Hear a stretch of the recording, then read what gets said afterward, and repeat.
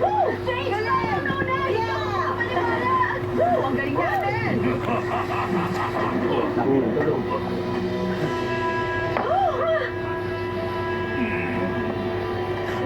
Si Undertaker yun. Nakiliti ako rin. Salamat! Ang saya nung ginawa kong yun!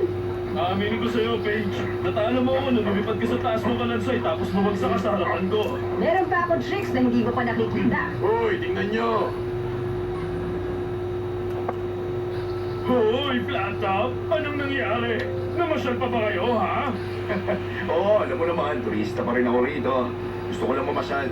Tandaan nyo, gusto ko makintab talaga ang board ko. Kung maging kampante, papawiyan kita.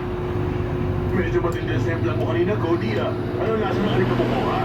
Sinigitan mo ako, madaya ka! Oo. Hindi ko alam ang sinasabi mo, no? Wala akong gagawin na makakasakit sa'yo. Teka. Pero matuto kang umiwas sa daraanan ko. Ako ang sasali sa handfight kahit anong mangyari. Kung gaano mo gusto matalo, ikaw na magdesisyon sa bagay ko.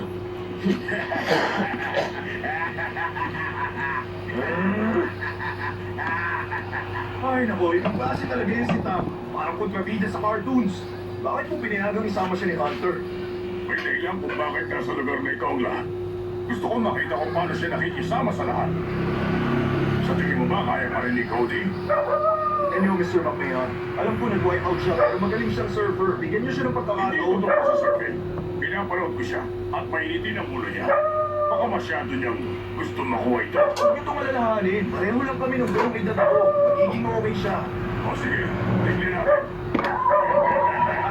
Okay. Meron ako. Doon sa server. Ano? Magpalaki ka! Katawan mo! Kawayo! Magpalaki ka ng katawan mo! Magpalaki! Ang galing mo na! Magpalaki! Ay, Mr. McMahon. Yun na yata pinaka-nakakatawang surfing joke na narinig ko. Nakakatawa to! Anong tawag niyo sa surfer? Nakahihiwalay lang sa girlfriend niya.